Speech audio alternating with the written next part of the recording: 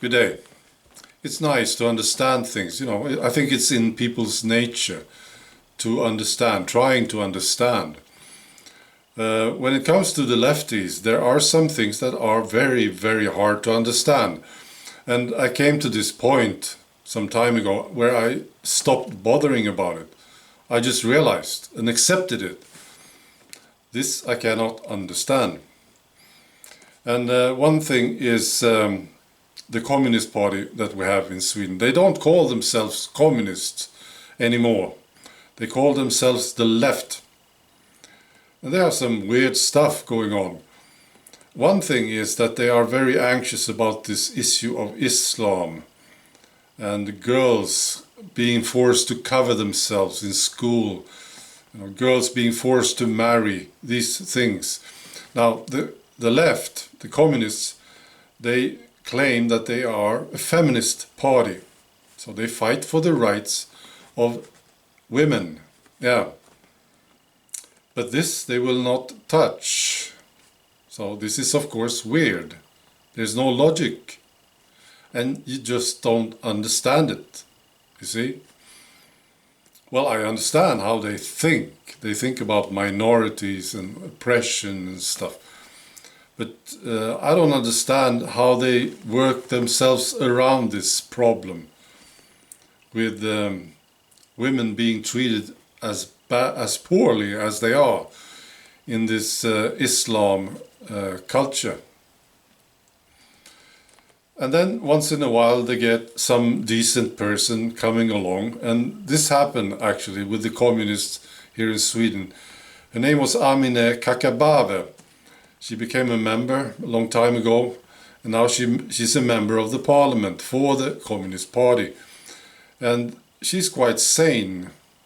She is. And she started talking about these issues that they will not touch. And they got a problem. The Communist Party, they had a problem with this woman. And there was a struggle, and now finally they decided to exclude her from the party. Yeah, it's like they have decided, we are going to be this weird, and nobody should threaten this. We will fight for our right to be weird. Yeah, so they kicked her out. It's amazing, isn't it? So here's some explanations, the reasons. There's one guy, Etzler is the guy in the Communist Party. He says the reason is that she often and seriously damages the trust in the party. Over the years, Amineh Kakabaveh has claimed many things that are not right. Yeah.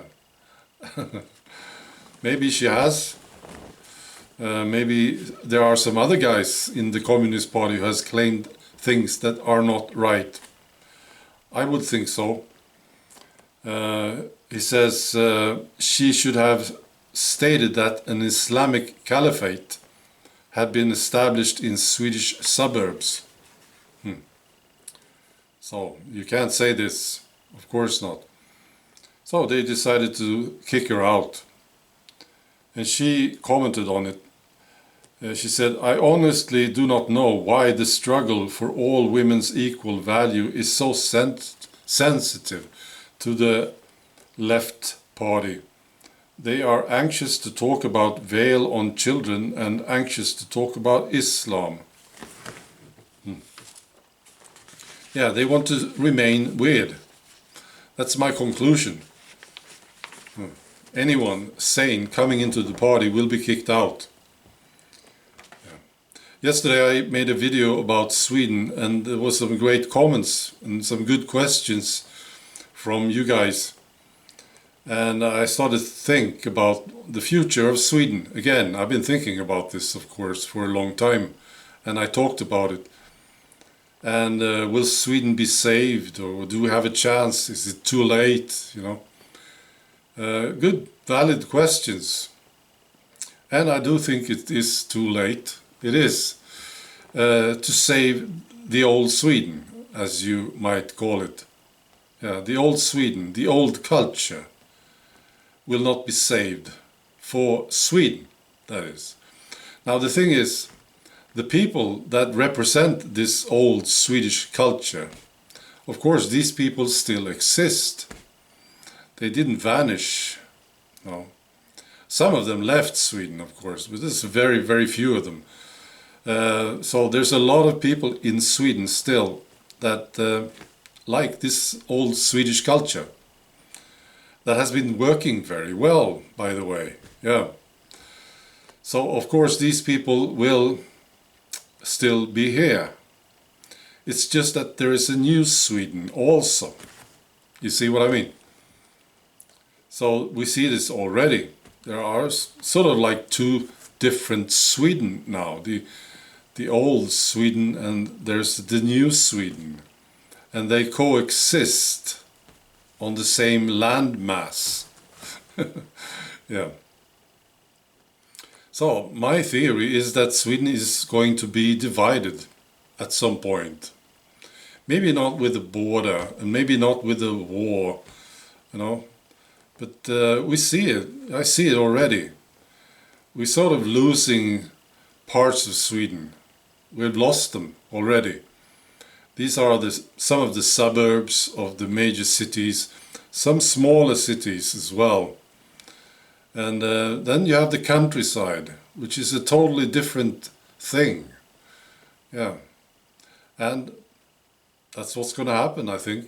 We will see Sweden being divided. And we will have a mutual government and so on. And then we'll see, you know, eventually we will have an Islam party in the parliament and eventually they will win.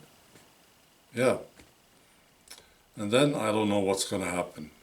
The thing is, the Swedes are still here. See? So, what will they do? That's the big question. What will they do? Well, they are really starting to feel this push against them, that they are not wanted in Sweden anymore. They are still wanted, of course, to pay the taxes. Yeah. All right, so it doesn't look very good. We still have some chances to turn this around, but things have to happen quickly now. I told you yesterday that Sweden is officially awake, and this is true.